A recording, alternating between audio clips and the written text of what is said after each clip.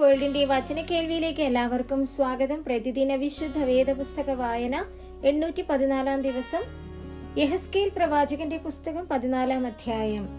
Israel മൂപ്പന്മാരിൽ ചിലർ എന്റെ അടുക്കൽ വന്ന് എന്റെ മുൻപിൽ ഇരുന്നു.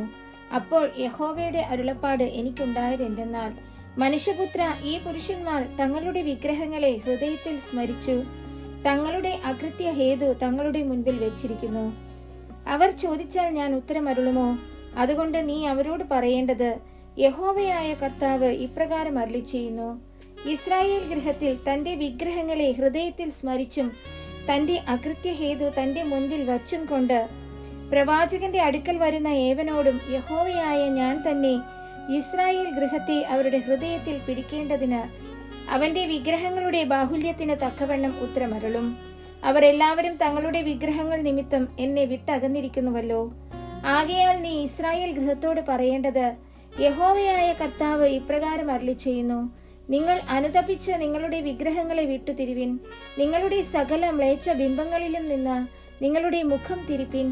ഇസ്രായേൽ ഗൃഹത്തിലും ഇസ്രായേലിൽ വന്നു പാർക്കുന്ന പരദേശികളിലും എന്നെ വിട്ടകന്ന് തന്റെ വിഗ്രഹങ്ങളെ ഹൃദയത്തിൽ സ്മരിച്ചും തന്റെ അകൃത്യഹേതു മുൻപിൽ വച്ചുകൊണ്ട് പ്രവാചകന്റെ അടുക്കൽ അരുളപ്പാട് ചോദിപ്പാൻ വരുന്ന ഏവനോടും യഹോവയായ ഞാൻ തന്നെ ഉത്തരമരുളും. ഞാൻ ആ മനുഷ്യന്റെ നേരെ മുഖം തിരിച്ച് അവനെ ഒരടയാളവും പഴഞ്ചൊല്ലും ആക്കും. ഞാൻ അവനെ എന്റെ ജനത്തിന്റെ നടുവിൽ നിന്ന് ഛേദിച്ചു കളയും. ഞാൻ യഹോവ എന്ന് നിങ്ങൾ അറിയും. എന്നാൽ പ്രവാചകൻ വശീകരിക്കപ്പെട്ടിട്ട് ഒരു വാക്ക് പ്രസ്താവിച്ചാൽ, യഹോവയായ ഞാൻ ആ പ്രവാചകനെ വശീകരിച്ചിരിക്കുന്നു. ഞാൻ അവന്റെ നേരെ കൈനീട്ടി അവനെ ഇസ്രായേൽ ജനത്തിൽ നിന്ന് സംഹരിച്ചു കളയും. ഇസ്രായേൽ ഗൃഹം ഇനിമേൽ എന്നെ വിട്ടു തെറ്റിപ്പോകുകയും സകലവിധ ലംഘനങ്ങളും കൊണ്ട് അശുദ്ധരായി തീരുകയും ചെയ്യാതെ അവരെനിക്ക് ജനവും ഞാൻ അവർക്ക് ദൈവവുമായിരിക്കേണ്ടതിന് അവർ തങ്ങളുടെ അകൃത്യം വഹിക്കും. ചോദിക്കുന്നവന്റെ അകൃത്യവും പ്രവാചകന്റെ അകൃത്യവും ഒരുപോലെ ആയിരിക്കുമെന്ന് യഹോവയായ കർത്താവിന്റെ അരുളപ്പാട്.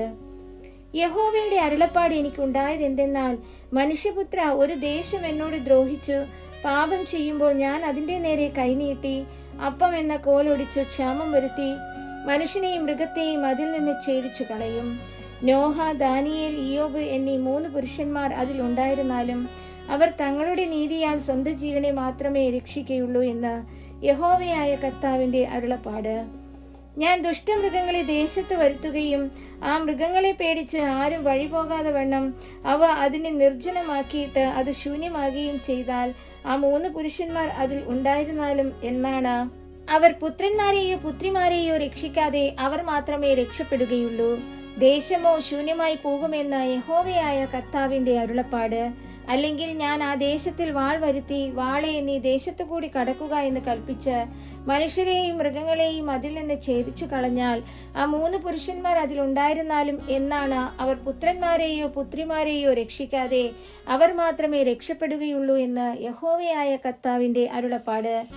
അല്ലെങ്കിൽ ഞാൻ ആ ദേശത്ത് മഹാമാരി അയച്ച് അതിൽ നിന്ന് മനുഷ്യരെയും മൃഗങ്ങളെയും ഛേദിച്ചു കളവാൻ തക്കവണ്ണം എന്റെ ക്രോധം രക്തരൂപേണ അതിന്മേൽ പകർന്നാൽ നോഹയും ദാനിയേലും ഇയ്യോബും അതിലുണ്ടായിരുന്നാലും എന്നാണ് അവർ പുത്രനെയോ പുത്രിയെയോ രക്ഷിക്കാതെ തങ്ങളുടെ നീതിയാൽ സ്വന്തം ജീവനെ മാത്രമേ രക്ഷിക്കുകയുള്ളൂ എന്ന് യഹോവയായ കർത്താവിന്റെ അരുളപ്പാട്. യഹോവയായ കർത്താവ് ഇപ്രകാരം അരുളിച്ചെയ്യുന്നു: ഞാൻ യെരൂശലേമിൽ നിന്ന് മനുഷ്യരെയും മൃഗങ്ങളെയും ഛേദിച്ചു കളയേണ്ടതിന് വാൾ, ക്ഷാമം, ദുഷ്ടമൃഗം, മഹാമാരി എന്നിങ്ങനെ അനർത്ഥകരമായ ന്യായവിധികൾ 4 കൂടെ അയച്ചാലോ? എന്നാൽ പുറപ്പെട്ടു പോരുവാനുള്ള പുത്രന്മാരും പുത്രിമാരുമായ ഒരു രക്ഷിത ഗണം അതിൽ ശേഷിച്ചിരിക്കും. അവർ പുറപ്പെട്ട് നിങ്ങളുടെ അടുക്കൽ വരും. നിങ്ങൾ അവരുടെ നടപ്പും പ്രവൃത്തികളും കണ്ട് ഞാൻ യെരൂശലേമിന് വരുത്തിയ അനർത്ഥവും അതിന് വരുത്തിയ സകലവും ചൊല്ലി ആശ്വാസം പ്രാപിക്കും. നിങ്ങൾ അവരുടെ നടപ്പും പ്രവൃത്തികളും കാണുമ്പോൾ നിങ്ങൾക്ക് ആശ്വാസമായിരിക്കും. ഞാൻ അതിൽ ചെയ്തിരിക്കുന്നതൊക്കെയും വെറുതെയല്ല ചെയ്തതെന്ന് നിങ്ങൾ അറിയുമെന്ന് യഹോവയായ കർത്താവിന്റെ അരുളപ്പാട്.